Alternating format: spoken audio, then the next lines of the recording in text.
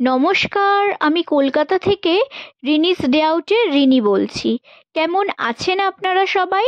সকলের সুস্থতা কামনা করে একটা নতুন দিনের শুরু করেছি একটা নতুন ভ্লগের সঙ্গে। আশা করছি আপনাদের সকলের তা ভালো লাগবে। আজ রান্নাঘর থেকেই ভ্লগটা শুরু করলাম। আজকে সমস্ত রান্না আমার হয়ে গেছে। ভাবলাম যে এই রেসিপিটা আপনাদের সঙ্গে ছোট করে একটু ডিটেলসে শেয়ার করি। তো আজকে আমি এটা করছি গলদা চিংড়ির মালাইকারি। আগের বারে যখন চিংড়ি মাছ আমি রান্না করেছিলাম ওল চিংড়ি, সেটা তো আমার একটু প্রবলেম হয়েছিল, আপনাদেরকে বলেছিলাম। তো যাই হোক, আজকে মালাইকারি করছি। তো আমি তো প্রথমে চিংড়ি মাছটা হালকা করে ফ্রাই করে নিলাম, নুন হলুদ মাখিয়ে। ফ্রাই করা হয়ে গেছে। এবার এই যে একটু গোটা গরম মশলা ফোড়নে দিয়ে দিচ্ছি। কিছু না, শুধু দারচিনি নিয়েছি আর ছোট এলাচ নিয়েছি। এবার এই মিক্সিং জারের মধ্যে আমি নিয়ে নিয়েছি 3টে বড় সাইজের পেঁয়াজ আর কাঁচা লঙ্কা পেস্ট করে নিয়েছি, আর আছে অল্প একটু রসুন আর আদা। এইটা কিন্তু ভালো করে ফ্রাই করতে হবে, তেল যতক্ষণ না পর্যন্ত রিলিজ করছে। এই সময় কিন্তু বেশ ছেটায় গায়ে, তাই আমি ঢাকাটা দিয়ে দেব। আর এতে দিয়ে দিচ্ছি কাশ্মীরি লঙ্কার পেস্ট, এটা কালারের জন্য। এখানে কিন্তু আমাকে অনেকক্ষণ ফ্রাই করতে হয়েছে, তবেই এই পর্যায়ে এসেছে। এবার আমি টক দই একটু ফেটিয়ে দিয়ে দিচ্ছি। এটা 100 গ্রামের টক দই, বাট আমি পুরোটা দিইনি, 80 গ্রাম মতো দিয়েছি। এই সময় কিন্তু গ্যাসের টেম্পারেচারটা একটু ডাউন করে নিতে হবে। টক দইটা দিয়ে আর একটুখানি মিক্স করে নিলাম। এই যে এই কোকোনাট মিল্কটা আমি ইউজ করেছি, আমি মাদারেরটাই ব্যবহার করি, বাট দোকানে অ্যাভেলেবেল ছিল না, তাই এই কোম্পানিটা এনেছে। আমি একটু টেনশনে ছিলাম যে এটা কেমন হবে, বাট খেতে দেখলাম যে টেস্টটা ঠিকই ছিল, খারাপ ছিল না। তো এটা অনেক, যেহেতু বড় কন্টেনারটা, আমি হাফ দিয়েছিলাম। এবার চিংড়ি মাছগুলো দিয়ে দিলাম পরিমাণ মতো জল দিয়ে, আর একটু চিনি দিতে হয়েছিল টেস্টটা ব্যালেন্সের জন্য, আর একটু বেশি করে ঘি দিয়ে দিলাম। এবার ফুটে গিয়ে গ্রেভিটা আপনাদের প্রয়োজন অনুযায়ী রেখে ব্যাস তারপরেই নামিয়ে নিতে হবে। সুন্দর করে পুজো দিয়ে দিয়েছে। ফল দিলে যেহেতু মিষ্টি দিতে হয়, তো মিষ্টি আনেনি, বাতাসা দিয়েছে। আর আজকে বিকেলে আমি একটা নতুন জিনিস দেব, সেটাও আপনাদেরকে একটু দেখিয়ে দেবো। আর একটু ফুল বেশি হয়েছে, এটা বিকালেই দিয়ে দেবো। এবার পালা গৃহসজ্জার, চলুন। রান্না সেরে আমি কি করলাম, মানে রাত্রিবেলায়, আগের দিন রাত্রিবেলায় আমি এই গাছগুলোকে সমস্ত জল দিয়ে, তারপর পাতাগুলো ভালো করে ওয়াশ করে জল ঝরানোর জন্য এগুলো আমি একটা সাইডে রেখে দিয়েছিলাম। তারপর এগুলো আমি সকালবেলা ওখান থেকে তুলে টেবিলে রাখলাম। তারপর আমার রান্না হয়ে যাওয়ার পরে এগুলোকে আবার যথাস্থানে রেখে দিচ্ছি। তার আগে কিন্তু অবশ্যই আমি এই সেলফগুলোকে ভালো করে কলিন দিয়ে ক্লিন করে নিয়েছি, কারণ এই সেলফগুলোতে না ভীষণ ডাস্ট পড়ে, আর যে কোনো কালো জিনিসের ওপর ডাস্টটা বেশি ভালো বোঝা যায় আর কি, মানে বেশি করে বোঝা যায়। তো এগুলো ক্লিন করে নিয়ে এগুলোকে আবার ঠিকঠাক জায়গায় রেখে দিলাম। একই রুটিন, আবার রান্না। তো আজকে বিকেলবেলায় করেছিলাম নতুন আলুর দম।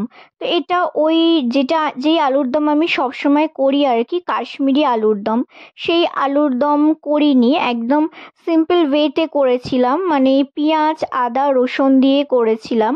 নতুন আলুর দম, মানে ওই ছোটো আলুর দম। আলুটা আগেই, মানে আমি দুপুরের দিকেই হাফ বয়েল করে রেখেছিলাম।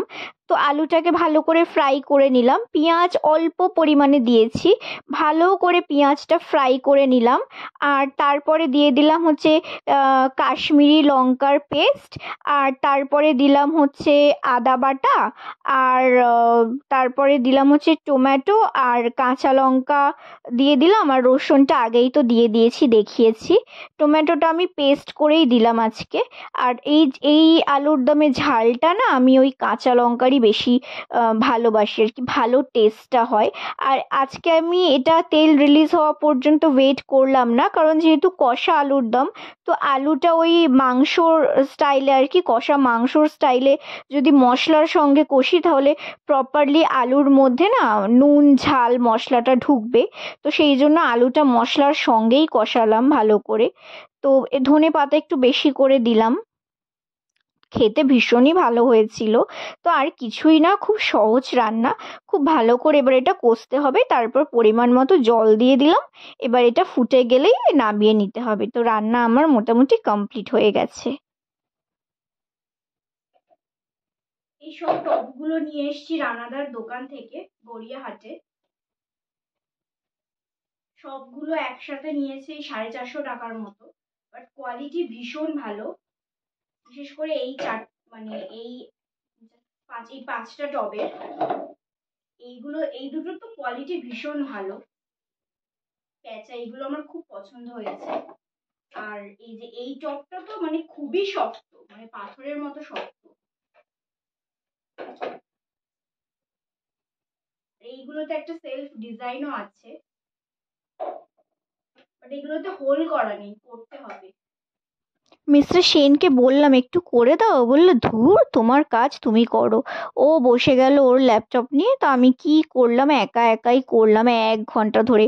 2 মিনিটের কাজ ছেলেরা করলে যেটা লাগে, আমি সেটা এই শক্ত টবগুলো 1 ঘন্টা ধরে করলাম বসে বসে। কি আর বলবো বন্ধুরা, একটু হেল্প করলো না আমাকে। তো যাই হোক, এরপরে আমি গাছ লাগাতে চলে আসলাম। এই যে মানি প্ল্যান্টগুলো আমি কাটিং করে রেখে দিয়েছিলাম, এইগুলো না বড় পাতার মানি প্ল্যান্ট, মানে অনেক হয়েছিল এবারে। আমার মাদার প্ল্যান্ট আমি একদম ছোট্ট কিনেছিলাম, তো ওইটা দিয়ে আমি অনেক কাটিং পেয়েছি, মানে অনেকগুলো ডাল হয়েছিল। তো এই গাছটা আমার অনেক পুরনো, মস স্টিকের মধ্যে আমি লাগিয়েছিলাম আমার বাইরের দিকের বারান্দার জানলায়। তো অনেকগুলো পেয়েছি, আমার ভীষণ ভালো লাগছে যে এতগুলো পেয়েছি। 3টে গাছ তো আমি মোটামুটি লাগাতেই পারবো। তো আজকেই 3টে লাগিয়েছি। তবে লাগানোর পরে দেখছি না যে একটু পেঁচার গাছ দুটো না মানে একটু পাতাগুলো কম কম লাগছে, কয়েকটা পাতা এক্সট্রা আছে, একটু বুশি করতে হবে। তো যাই হোক, আজকে কিন্তু শুধু মানি প্ল্যান্ট লাগাইনি, এই দেখুন এতগুলো লাগিয়েছি, মানে অ্যাগ্রোনিয়াম লাগিয়েছি। এইদিকে এই গাছটা কি গাছ নাম জানি না, এটাও কেউ রিপোর্ট করেছি। অনেক গাছ লাগিয়েছি, 2টো অ্যাগ্রোনিয়াম লাগিয়েছি। তো যাই হোক, গাছ লাগানো এবার শেষ হয়ে গেছে, মানে বৃক্ষরোপণ হয়ে গেছে। এবার জঙ্গল পরিষ্কার করার পালা। তো আমার জঙ্গল পরিষ্কার হয়ে গেছে, মাঠ টাট পরিষ্কার করে ঝাঁট দিয়ে দিয়েছি। তাই তার মধ্যে আবার বেগুন ভাজা করতে হলো। তো যাই হোক, খাওয়া দাওয়াও কমপ্লিট হয়ে গেছে। এবার এই টেবিলটাকে একটু ক্লিন করব, তারপর কিচেনটা পরিষ্কার করব। তো তারপর টুকটাক কিছু কাজ বাকি আছে, যেমন ওয়াশিং মেশিনটা চালাতে হবে রাত্রিবেলা। তারপর গাছগুলোই না এখনো জল দেওয়া হয়নি, ওই কাজটা আমাকে করতেই হবে, কারণ মাটিগুলো শুকনো ছিল। শুকনো মাটিতে গাছ লাগিয়েছি আজকে, একটু অসুবিধাও হয়েছে আজকে গাছ লাগানোর সময়। দেখলাম যে শুকনো মাটিতে গাছ লাগালে না বেশ একটু অসুবিধাই হয়, কারণ ওই মানি প্ল্যান্টের না ডাঁটিগুলো কিরম বেরিয়ে বেরিয়ে আসছিল। তো যাই হোক, এবার আমি এই গাছগুলোতে ভালো করে জল দিয়ে দিচ্ছি। আবার চেক করতে হচ্ছিল যে যে এইগুলো করেছি, হোলগুলো করেছি, তার নিচ থেকে ভালো করে ড্রেন আউট হচ্ছিল নাকি জলগুলো। তো দেখছিলাম যে না, মোটামুটি হোলগুলো ঠিকঠাকই করেছি, তার মানে গায়ে মানে জোর আছে আমার। তো দেখছিলাম যে না, জলগুলো পাস হচ্ছিল ঠিকঠাক। তো তারপর গাছগুলোকে আবার জল ঝরাতে দিলাম নিচে কাপড় টাপড় বিছিয়ে। টবগুলোকে ভালো করে ধুলাম, পুরোনো যে টবগুলো ছিল যেগুলো রিপোর্টিং করেছিলাম সেগুলোকে আবার স্কচ ব্রাইট দিয়ে ঘষে ঘষে মাজলাম, মানে গাগুলো যাতে একটু চকচকে হয়। মানে এই সমস্ত ইনডোর প্ল্যান্টগুলো তো ফুল টুল কিছু হয় না যে ওই ফুল নিয়ে পুজো টুজো দেওয়া যায়, এগুলো হচ্ছে শুধুই সৌন্দর্যের জন্য। সেই জন্য একটুখানি পরিষ্কার পরিচ্ছন্ন করে রাখা, না হলে আর কিছুই নয়। তো এইবারে আমি একটু কিচেনটা পরিষ্কার করে নিচ্ছি। তো আমি কিচেন পরিষ্কার মাঝে মাঝে ডেটল ক্লিনার দিয়ে করি, আর মাঝে মাঝে ওই কলিন দিয়ে করি, কোনো ঠিক নেই। আবার কখনো কখনো ওই বাসন মাজা সাবান দিয়েও সেরে ফেলি কাজ। যখন যেরকম হাতে সময় থাকে তখন সেই রকমভাবেই করি। সেরকম কোনো আমার কিছু ব্যাপার নেই যে এইটা দিয়েই করতে হবে। তো এই যে এই নবগুলো না, ওই হাত কখনো যায় না, ওই জন্য মাঝে মাঝে কি করি, এই ইয়ারবাডস দিয়ে করি। এটা দিয়ে করলে না খুব ভালো হয়। তো ভাবলাম আজকে আপনাদের সঙ্গে একটু শেয়ার করি, যদি আপনাদের কোনো কাজে লাগে। আর সাধারণত কি হয়, এই ছোট ফ্ল্যাটগুলোতে না কিচেন কাউন্টার টপও ভীষণ ছোট হয়। তো এবার যারা একটু সাজাতে গোছাতে ভালোবাসে, তো তারা এই কিচেন কাউন্টার টপের মধ্যে অনেক জিনিস রাখে। তো এবার সেগুলো কি হয়, রান্না করার সময় না ভীষণ তেলের ছিটে লাগে। তো সেই জন্য এগুলো ডেইলি বেসিসে ক্লিনও করতে হয় ভীষণ। তো আমাকেও এগুলো করতে হয়। তো এই কাজগুলো আমি রাতের দিকে করতেই বেশি পছন্দ করি। তো সকালবেলা যখন ঘুম থেকে উঠি, তখন ভীষণ নিট অ্যান্ড ক্লিন লাগে, আর দেখতেও ভীষণ ভালো লাগে। তো আমি এইভাবেই রাত্রিবেলা আমার কিচেনটা ক্লিন করি। তো আজকের ভ্লগটা বন্ধুরা এখানেই শেষ করছি। যদি আজকের আমার এই ভ্লগ ভিডিওটা আপনাদের ভালো লেগে থাকে, তাহলে অবশ্যই আমার ভ্লগটাতে একটা লাইক করে দেবেন, আর আমার চ্যানেলটা কিন্তু সাবস্ক্রাইব করতে একদম ভুলবেন না। আর যারা ফেসবুক প্রোফাইল থেকে আমার ভিডিওটা দেখছেন, তারা অবশ্যই ফলো দিয়ে রাখবেন আমার নতুন ভিডিও নোটিফিকেশনের জন্য। তাহলে আজকের মতো এতটুকুই। আগামীকাল ফিরে আসবো আবার নতুন কোনো ভিডিওর সঙ্গে। আপনারা সবাই ভালো থাকবেন, সুস্থ থাকবেন। নমস্কার, শুভরাত্রি।